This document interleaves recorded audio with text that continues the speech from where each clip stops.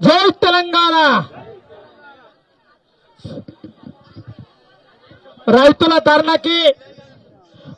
ధర్నాకి ముఖ్య అతిథులుగా వీచేసినటువంటి మన చేవేళ్ల చెల్లెమ్మ, వికారాబాద్ మన ఇన్ఛార్జి అమ్మ, మాజీ ఎమ్మెల్యే, ప్రస్తుత ఎమ్మెల్యే, మాజీ మంత్రివర్యులు మన సవితమ్మ గారికి, మన అభిమాన నాయకుడు, మన ప్రియతమ నాయకుడు పట్నం నరేందర్ అన్న గారికి, మన ఉమ్మడి మహబూబ్నగర్ జిల్లాలో ఎమ్మెల్సీ నవీన్ కుమార్ రెడ్డి అన్న గారికి, మాజీ బీసీ కమిషన్ మెంబర్ సుభప్రత్ పటేల్ అన్న గారికి, జిల్లా వైస్ చైర్మన్ మాజీ అన్న విజయ్ కుమార్ అన్న గారికి, వివిధ గ్రామాల నుంచి వీచేసినటువంటి మా సర్పంచ్లకు, ఎంపీటీసీలకు, మాజీ సర్పంచ్లకు, పార్టీ ప్రెసిడెంట్లకు, కార్యకర్తలకు, రైతులకు నా హృదయపూర్వక శుభాకాంక్షలు తెలియజేస్తున్నాం.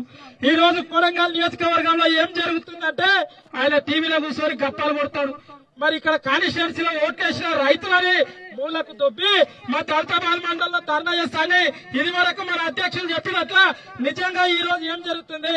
మన సవితమ్మ నరేందర్ అన్న ఎమ్మెల్సీలు వస్తుందంటే పోలీసు వాళ్ళని అక్కడ ఆర్టీఓని పెట్టి రావులపల్లి చౌరస్తా చెక్ పోస్ట్ దగ్గర పెట్టి కానిస్టేబుల్, ఎస్ఐలు, సిఐలు, డిఎస్పీలు, ఏఎస్పీ ఆడ పోయి కూర్చున్నది. మరి ఎందుకయ్యా రైతుల కోసం ధర్నా చేస్తామంటే ఓ జంకాలం ఇస్తలేడు, ఆ ఒడ్లక్కడ రైతులను బెదిరిస్తున్నారు పోలీసులు. మరి 10 ఏళ్ళ పోలీసులు ఫ్రెండ్లీ పోలీసు పెడితే మీ ఎక్కడ ఉన్నది ఫ్రెండ్లీ పోలీసు? మీరు దయచేసి ఇక్కడ ఉన్న ఒక అధికారం ఉంటాడు కార వెంకటరెడ్డి ఆయన పేరు. మరి అయ్యా నీవు కూడా మరి ఏతులకు ఐఏఎస్ అంటావు, మరి నువ్వు కాంగ్రెస్ కండ వేసుకొని చెయ్యి. బీఆర్ఎస్ లో ఎవరామో రాము, రైతులం రాము, నీ పార్టీలకే పని చేసుకో. మరి ఇక్కడ ఉన్న ఓ షాడో ఎమ్మెల్యే తిరుపతి రెడ్డి ఉన్నాడు. మరి తిరుపతి రెడ్డి అడగండిలేవయ్యా, అప్పుడేమో 4 కార్లు వేసుకొని వచ్చి తిరిగితివి.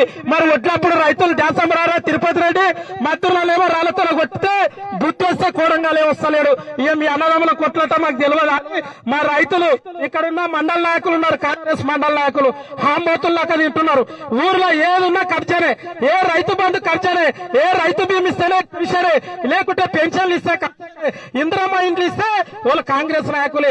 కానీ ఈ రోజు రైతులకు ఒట్లు కొనుక్కోకపోతే దళితాబాద్ మండలంలో మా సవితమ్మ గారి ఆధ్వర్యంలో, మా ఎమ్మెల్యే గారి ఆధ్వర్యంలో ప్రతి ఒక్క రైతును తీసుకొచ్చి కాడా ఆఫీసర్ని ముట్టడిస్తాం, వికారాబాద్ కలెక్టర్ని ముట్టడిస్తాం. అదే గాని ఈ రోజు కొన్ని రోజుల్లో ఈ అగ్రికల్చర్ ఆఫీసర్లు ఎవరు అడిగటం లేక ఏవో గారు 35 లక్షలు ఫ్రాడ్ చేసింది. పల్లెలు వేసినట్లు కాకుండా దొంబైలు ఉన్న రైతులు, ఇక్కడున్న రైతులు వాళ్ళ అకౌంట్లు వేసి డబ్బులు లేపుకోవడం జరిగింది. మరి ఇది ఎక్కడ ప్రజాపాలన అర్థం కాదు. కాబట్టి ఇది అన్ని రైతులు గమనిస్తున్నారు.